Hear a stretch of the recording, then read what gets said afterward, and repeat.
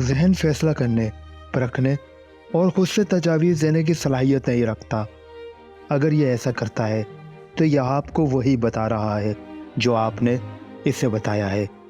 اگر آپ کسی کو پسند کرتے ہیں اور کسی کو ناپسند کرتے ہیں اور آپ کا ذہن آپ کو تمام برے تجربات یاد دلا رہا ہے تو یہ وہی کچھ ہے جو آپ نے شعوری یا لاشعوری طور پر اس میں ریکارڈ کیا ہوا ہے۔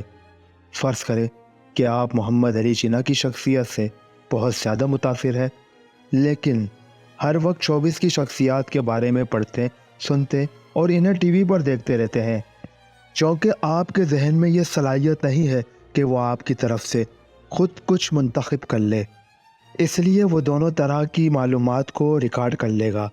جیسا کہ ذہن آپ کو اکثر اوقات شوبز کے لوگوں کے بارے میں پڑھتے، سنتے اور باتیں کرتے دیکھتا ہے، اس لیے وہ سمجھے گا کہ آپ بھی ویسا ہی بننا چاہتے ہیں۔ آپ کا ذہن آپ کی ترجیحات سے کس طرح سیکھتا ہے؟ آئیے اس کے بارے میں بات کریں۔ آپ کے ذہن کے پاس صرف ایک ہی طریقہ ہے، وہ تمام مواد جو آپ کے بار بار کرنے، دیکھنے، سننے اور کہنے سے ملتا ہے۔ اگر آپ سارا دن شوبز کے لوگوں کے بارے میں بار بار پڑھنے، سننے، دیکھنے اور باتیں کرنے میں مصروف رہیں گے تو ان حقائق کی بنا پر آپ کا ذہن یہ تمام معلومات ریکارڈ کر لیتا ہے کہ آپ ویسا ہی بننا چاہتے ہیں۔ آپ کی ترجیحات، آپ کے سوچنے کا انداز، بولنے کا طریقہ، طرز زندگی، عادات، لباس، سب کچھ کم و بیش انہی کے طرح کا ہو جاتا ہے۔ کیوں؟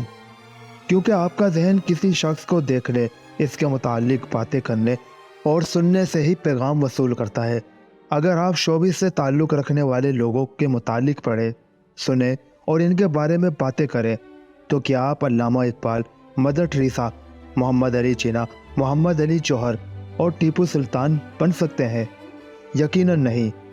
اگر آپ ایک بزنس مین کے ساتھ سارا دن گزاریں تو آپ بزنس مین ہی بنیں گے، کوئی سماجی کارکن یا مذہبی رہنما نہیں۔ بس دھیان رہے کہ آپ جو کچھ بننا چاہتے ہیں اسی کے متعلق سوچیں، سنیں، دیکھیں اور باتیں کریں۔ اسی لیے ہمارے بزرگ کہتے نظر آتے ہیں کہ بیٹا، اچھی صحبت میں بیٹھو گے تو اچھے بنو گے، بری صحبت میں بیٹھو گے تو برے بنو گے۔ لہٰذا ایسی صحبت اختیار کیجیے جو آپ کو خدا سے ملا دے۔ اللہ تعالی ہم سب کو اچھی صحبت اختیار کرنے کی توفیق عطا فرمائے اور ہمارے معاملات میں آسانی فرمائے۔ آمین۔